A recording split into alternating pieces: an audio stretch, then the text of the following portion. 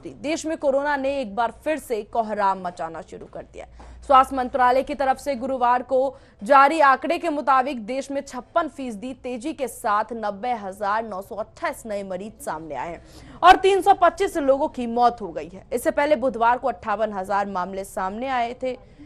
इन सब के बीच चिंता करने वाली बात यह है कि देश में कुल सक्रिय मामले बढ़कर अब 2,85,401 हो गए हैं।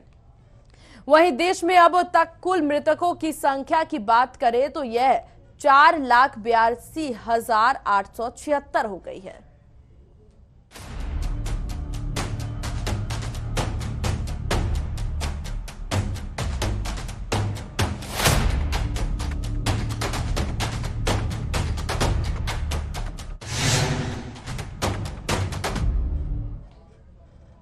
देश में कोरोना की कहर न केवल देश में बल्कि दुनिया भर में कोरोना और ओमिक्रॉन का खतरा दिन प्रतिदिन बढ़ता ही जा रहा है। मामले बढ़ते जा रहे हैं, लोगों की स्थिति ज्यादा से ज्यादा परेशान और घबराई हुई होती जा रही है। वैसे ही वैक्सीन का आंकड़ा अगर बात किया जाए देश में जिस तरीके से सरकार ये कहती नजर आ रही है कि वैक्सीनेशन ज्यादा से ज्यादा बढ़ाई जाए तो वैक्सीनेशन के भी आंकड़ा जो है 148 करोड़ को पार कर गया है। स्वास्थ्य मंत्रालय के अनुसार देश में ओमिक्रॉन संक्रमितों की कुल संख्या बढ़कर 2,630 हो गई है।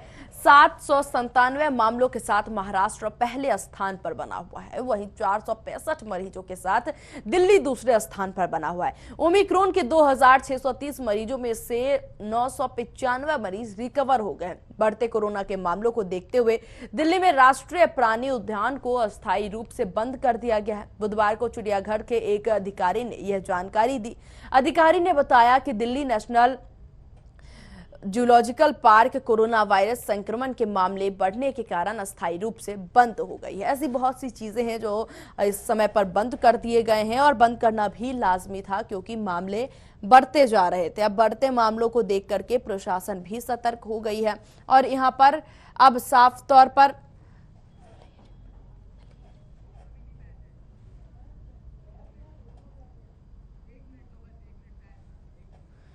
अब साफ तरीके से मामले बढ़ते जा रहे हैं और देखिए कोरोना संक्रमण दर जिस प्रकार से बढ़ते जा रहे हैं ये स्थिति काफी भयावह हो जाती है। स्कूली बच्चों को भी मना किया जाता है और अभी अभिभावक भी डरे हुए रहते हैं कि स्कूल भेजे कि नहीं भेजे। अब देश में कोरोना का कहर ग्राफिक्स के जरिए हम आपको समझाने की कोशिश कर रहे हैं। देश में कोरोना ने एक बार फिर पैर पसार दिए हैं, जहां स्वास्थ्य मंत्रालय ने गुरुवार को जारी किए आंकड़ों के मुताबिक देश में 56% तेजी के साथ यहाँ पर मरीज बढ़ते जा रहे हैं। 90,000 से ज्यादा मरीज यहाँ बढ़ गए। कोरोना संक्रमित 325 लोगों की मौत भी हो गई है। ओमिक्रॉन संक्रमितों की कुल संख्या 2,630 हो गई है और इसी विषय पर आज चर्चा के लिए और तमाम ग्राउंड रिपोर्ट से जानकारी के लिए हमारे साथ हमारे संवाददाता लखनऊ से संतोष जुड़ गए हैं और उत्तराखंड से हमारे साथ उत्तराखंड के देहरादून से हमारे साथ मदन सिंह जुड़ गए हैं। सबसे पहले हम उत्तर प्रदेश की ओर रुख करेंगे और लखनऊ से हमारे संवाददाता संतोष बने हुए उनसे जान लेते हैं। संतोष, सबसे पहले तो हमें स्थिति के बारे में बताइए कि ग्राउंड जीरो पर अभी उत्तर प्रदेश की क्या स्थिति बनी हुई है। लेकिन इससे शिवाजी अगर हम बात करें जिस तरह से कोरोना की तो कोरोना का कहर लगातार प्रदेश में जारी है। प्रदेश के लिए तमाम राजनीतिक पार्टी वो अपने जो रणनीति थी उसको भी कहीं न कहीं स्थगित कर दिया है। इस तरह से शुरुआत की बात करें तो प्रदेश अगर हम महासचिव की बात करें जिस तरह से प्रियंका गांधी का तमाम दौरा था, उन्होंने पहले दौरा लगातार यादव की बात करें तो तमाम जनसभाएं रद्द निकलना था, उनको भी कैंसिल कर दिया गया।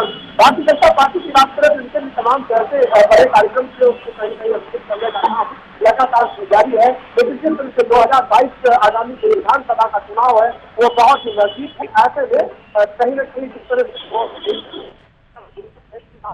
पंचायत चुनाव में पंचायत चुनाव में जिस तरह से कोरोना कहर ढाया था और तमाम लोगों को कहीं कहीं जाने हमारी पड़ेगी। इस तरह से दोबारा बिल्कुल संतोष, आपकी आवाज सही से नहीं पहुंच पा रही है हम तक। हम उत्तराखंड की ओर रुख करते हैं और देहरादून से हमारे साथ मदन सिंह जुड़े हुए हैं। मदन, आपसे जानना चाहेंगे उत्तराखंड की कैसी स्थिति है। देखिए मामले बढ़ रहे हैं, ये रोज हम अपडेट पहुंचाते रहते हैं तमाम दर्शकों तक। बढ़ते मामलों का कारण क्या है और इस वक्त अगर उत्तराखंड की बात की जाए तो ग्राउंड जीरो की रिपोर्ट क्या है?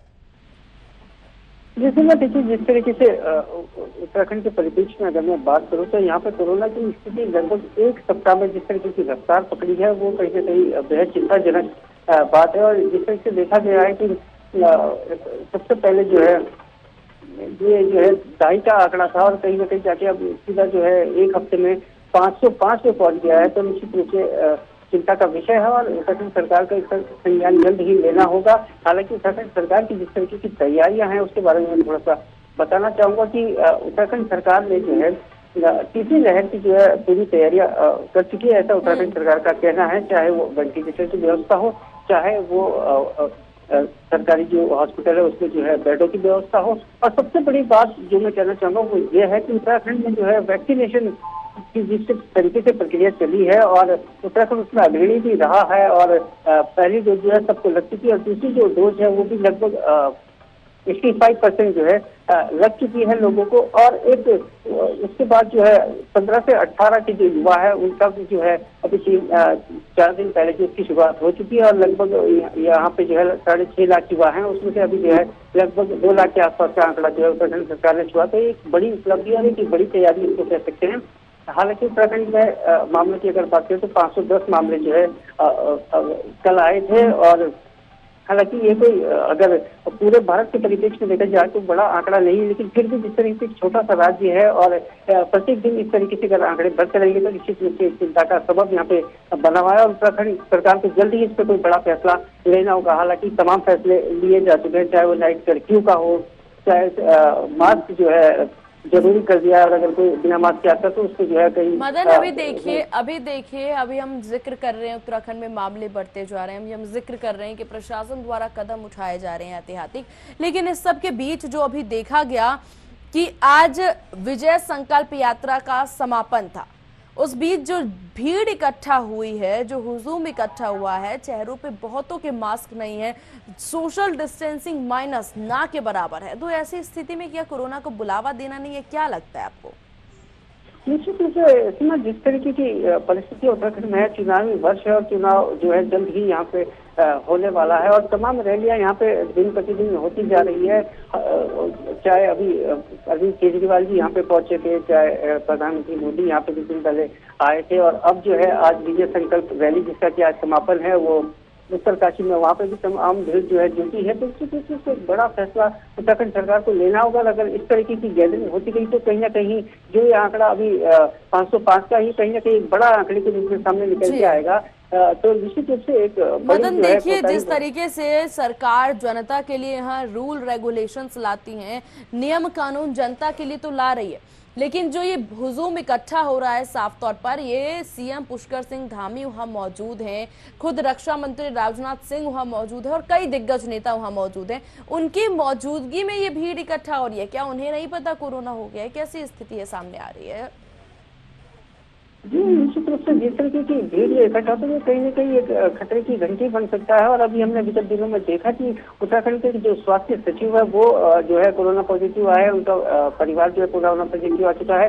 और अब हमारे पर्यटन मंत्री जो सतपाल महाराज है वो कल जो है कोरोना पॉजिटिव आए हैं। तो निश्चित रूप से सभी लोगों में ये फैल रहा है और जिस तरीके की गैदरिंग हो रही है, मुख्यमंत्री की सभाएं हो रही है, आम जनसभाएं यहाँ पे हो रही, तो निश्चित रूप से आगे आके जो है कहीं ना कहीं एक बड़ी गलती जो उत्तराखंड सरकार के सामने निकल कर आएगी और इसका जो है भुगतान राज्य की जनता को भी भुगतना पड़ेगा। और जनता की अगर मैं बात करूँ तो मास्क, सैनिटाइजर वगैरह ये सब चीजें तो यूज हो रही है, लेकिन जो गैदरिंग है उसको कहीं ना कहीं अभी तक अंकुश नहीं लगा पाई है सरकार। और खुद ही जो है सरकार इस तरीके की रैलियां पार्टियां कर रही है, तो जनता जो है जनता को खुद ही संज्ञान लेना होगा और निश्चित रूप से इस तरीके की पार्टियों पर अंकुश लगना जरूरी है। जी हाँ देखिए जिस तरीके से मदन यहाँ पर साफ तौर पर देखा जाए आम जनता पे काफी ज्यादा असर देखने को मिलता है। इस सबके बीच एक और सवाल, एक और चीज आपसे जानना चाहेंगे, जिस तरीके से पर्यटन का अभी समय है, पर्यटक ज्यादा से ज्यादा मात्रा में उत्तराखंड पहुंच रहे हैं, बहुत भीड़ वहां पहुंच रही है, तो ऐसे में पर्यटक के लिए क्या कुछ व्यवस्थाएं वहां की गई है कि भीड़ इकट्ठा ना हो, उससे कोरोना को बुलावा ना दे, उनके लिए क्या कुछ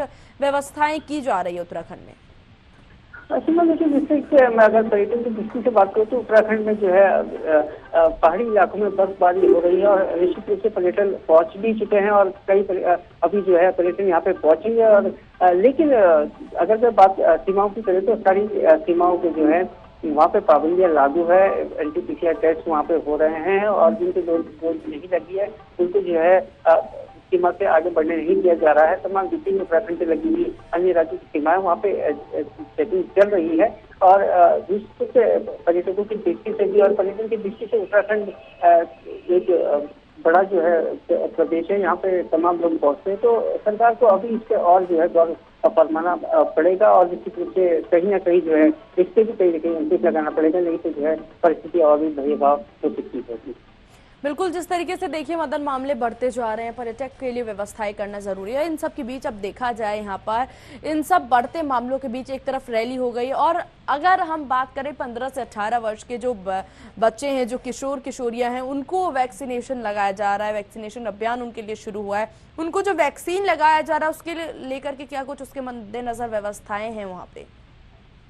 जी देखिए, अभी जो है उत्तराखंड में अभी 3 दिन पहले ही इसका शुभारंभ यहाँ पे किया गया है। 15 से 18 वर्ष के जो युवा हैं उनके लिए ये वैक्सीन यहाँ पे उपलब्ध करा दी है और सरकार ने इस तरीके के दावे किए हैं कि सरकार में वैक्सीन की कोई कमी नहीं है और लगभग जो है 6.5 लाख युवा यहाँ पे है जिनको ये वैक्सीन लगनी है। तो एक अच्छे स्तर पे डेली जो है युवाओं को वैक्सीन लग रही है और पहले ही दिन हमने जिस दिन आंकड़ा देखा था तो लगभग 60 से 70 हजार के बीच में जो है युवकों को ये वैक्सीन लगाई गई है और 600 कुछ ऐसे बूथ है जो कि बनाए गए हैं वैक्सीन के लिए और बाकी जो हाई स्कूल है, इंटर कॉलेज है, उन सब में जो है इस सब की व्यवस्था की गई है। तो एक अच्छे स्तर पे जो है ये वैक्सीनेशन का कार्य उत्तराखंड में चल रहा है और उत्तराखंड जैसे मैंने पहले भी कहा कि उत्तराखंड वैक्सीनेशन के लेवल पर ये कहीं ना कहीं अग्रणी राज्यों में से है। तो ये उत्तराखंड सरकार की एक उपलब्धि भी कही जा सकती है। जी बिल्कुल, देखिए जिस तरीके से मामले बढ़ते जा रहे हैं ये काफी दुखद है यहाँ पर और इसके बीच में सरकार क्या कुछ कर रही है और भी हम ग्राउंड रिपोर्ट पर जाएंगे, हमारे साथ और भी संवाददाता जुड़ेंगे, सभी से जानेंगे। मदन, आपसे भी और भी चीज जानकारी हम आपसे लेंगे। अपडेट फिर रुक करते हैं उत्तराखंड से, हमारे साथ संवाददाता मदन बने हुए, मदन का रुख करेंगे। मदन, आपसे हम जान रहे थे किस तरह की स्थिति ग्राउंड रिपोर्ट पर जुड़ी हुई है, किस तरह से वहां पर सारी चीजें आपने सब कुछ बताया। चलिए अब एक बार अब लखनऊ का रुख कर लेते हैं। उत्तर प्रदेश के लखनऊ से हमारे साथ संतोष यहाँ पर बने हुए हैं। संतोष, आपसे जानेंगे एक बार फिर कि क्या स्थिति उत्तर प्रदेश में है, प्रशासन की ओर से क्या कुछ स्थिति है और साथ ही साथ लापरवाही है या नहीं? देखिए, अगर हम उत्तर प्रदेश की बात करें तो उत्तर प्रदेश में लगातार कोरोना का ग्राफ बढ़ता चला जा रहा है। इसको लेकर के प्रशासनिक अमला भी सजग हो गया है। नाइट कर्फ्यू जिस तरह से लगाया गया है, 10 बजे से लेकर के सुबह 6 बजे तक रात का कर्फ्यू जारी है, उसको लेकर के प्रशासनिक अमला रोड पर भी निकलता है, लोगों को हिदायतें भी देता है।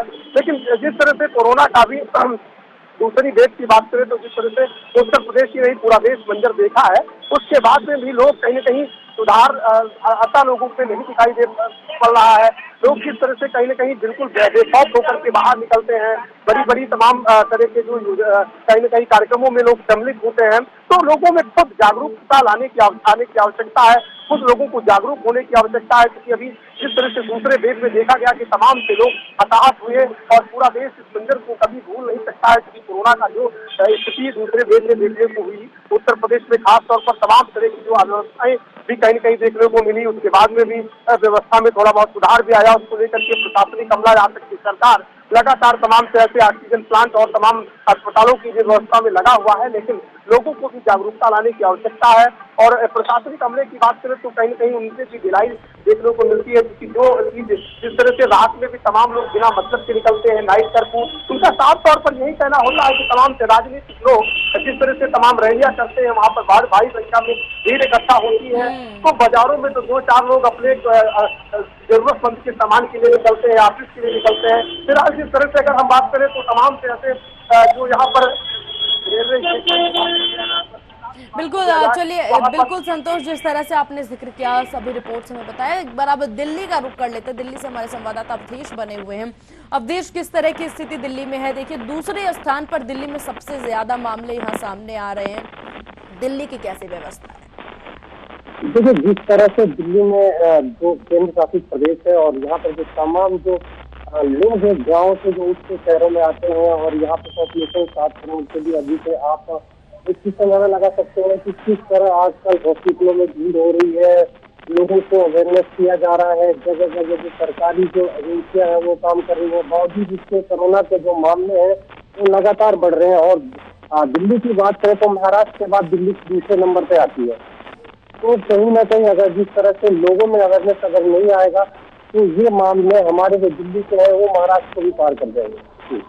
बिल्कुल, जिस तरीके से देखिए मामले आ रहे हैं, भयावह स्थिति, राजधानी है इस देश की दिल्ली अब देश, और ऐसे में दिल्ली की सबसे ज्यादा भयावह स्थिति ऐसे में सामने आ रही है। इसके लिए अगर बात की जाए अस्पतालों की व्यवस्थाओं की, स्थानीय तौर पर प्रशासन क्या कुछ इस पे ऐतिहाती कदम उठाते नजर आ रहे हैं?